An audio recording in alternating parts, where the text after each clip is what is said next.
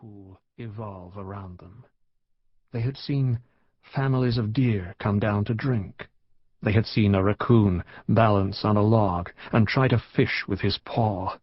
And one evening, in the last of the light, they had seen a great horned owl sail out from the tree above them and swoop on a small rabbit on the other side of the pond. They had heard the short squeal and seen the inert, furry bundle dangling from the bird's talons as he passed over them on his return. Many foxes, and once he would have sworn a bobcat, though it can't have been, padding along the far bank and back into the trees. You never knew what you would see. MacIver named the pond the Blind Pool, from a favorite boyhood story, though it was called Frog Pond on his geodetic map, and Margaret had called the house Night Heron House, in honor of the constant sentinel standing by his fallen branch. She did a fine woodcut of him, too, which still hung inside the front door. It was a traditional Cape house, but on a larger scale than was usual, a bold architect's airy enlargement. The front rooms were high-ceilinged and framed with more massive beams, and instead of the usual chicken-run stairs inside the front door, there was a handsome, Y-shaped staircase down a wide hall, breaking at a little landing halfway up, and then splitting to left and right for the upper rooms.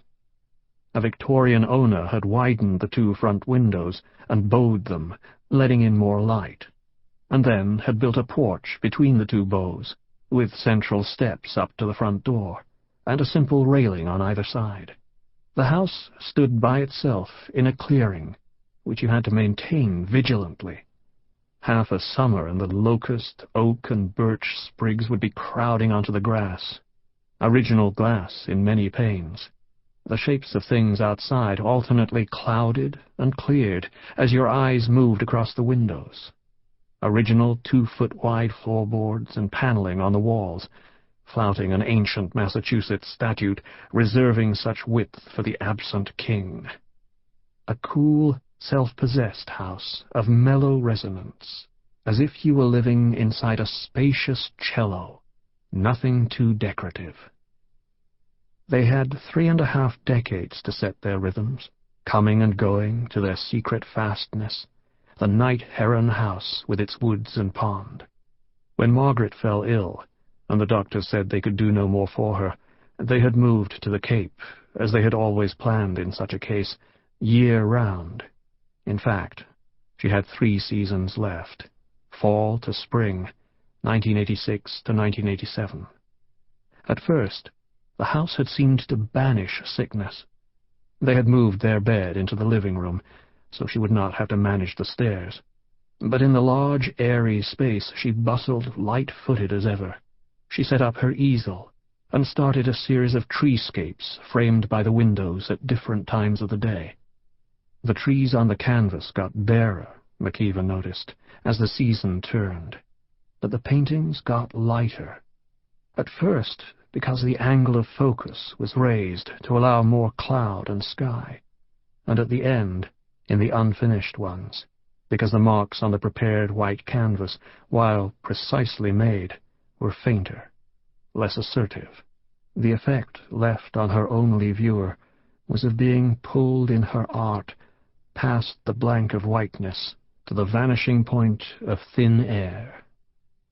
As winter approached, they would still visit the pond on good days, though they didn't stay long to absorb its more furtive movement. They would come out at the end of the path and stand a few moments looking, an old couple supporting each other in a lover's stance, heads inclined towards each other, his rangy arm around her frail shoulders, her mittened hand around his waist. Then they would work their way back. She only needed a sighting, it seemed. Things were moving faster for them now, forcing changes they could not plan. In no time the number of hours she could be up each day, the number of feet she could walk, were shortening on them. By the end of February, she was confined to bed, daily falling further away from him, deeper into sickness. He was ill himself, he knew. But nothing to this. First weekly, then twice a week, he would make grim sallies to the drugstore for the morphine prescribed from New York, and come back as fast as he dared, fearful of finding another visible weakening. There was no talk of going somewhere else for final care. It would end here, in this room. He would read to her, coax her to eat a little, play Mozart to her, spin new tales she would like about his boyhood on Loch Afric, and games and battles farther afield. When she drowsed, he would stay sitting on in the bentwood rocker through the fading afternoon. She would wake up and read his unguarded face. She could see her fierce old Scot being gentled out of character by his own secret illness, never to be mentioned, and by grief. It was all grotesquely new to him. He was not a man who had ever willingly let things be taken out of his hands. Sometimes she would send him on small missions to shake him out of his spellbound broodings. She would ask him to go down to the pond and report back on your findings. At first, in the winter, he would have to work hard for interesting gleanings to take back to her. Animal tracks on the frozen pond, an air bubble caught in the creamy ice inshore around the heron's branch, the number of trees deep he could count in the leafless screen of woods across the pond, viewed from the oak where they hung the towel.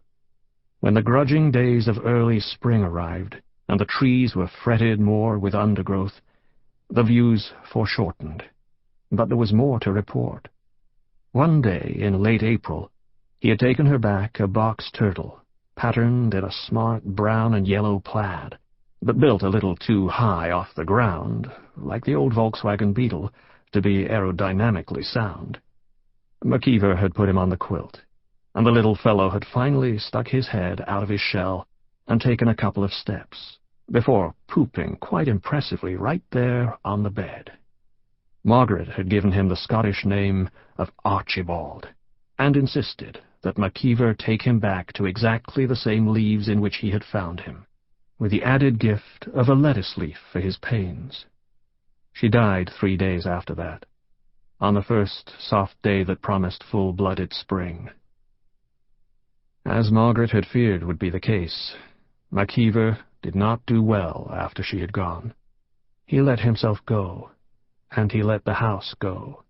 He knew it was happening, and he felt badly about it as far as the house was concerned, but he didn't seem able to do much about it, except fitfully. His concentration was gone, along with the object of his attention. There was a backlog of work due on the house.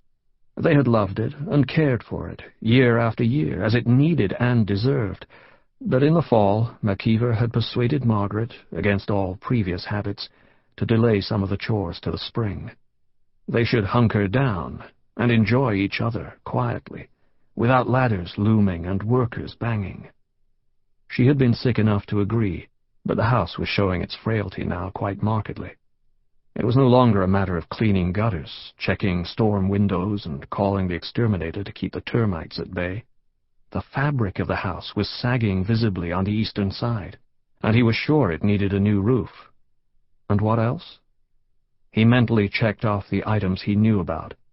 Siding on the windward face of the house. Boiler, always feeble, cheating him of more and more degrees against the thermostat, unless it was the cold, or the windows. 2 sagging, buckled gutters. In the end, he did not call the contractors, because he did not want them to open up the house and tell him how bad it was. And he did not call them because he still did not want their banging, their company, or even their secret sympathy. Bereavement seemed to work on him as a kind of blanket allergy, making him edgy and irritable to all the outside world. And of course, it was reciprocal. The world receded on him. Even his own blind pool seemed to shun him as an interloper. The lens of the water, which had taken in a full orbit of creatures and their activities, their presence and their shadows, and held them for key moments for the two of them to share and admire, now stared blankly upwards, blind indeed.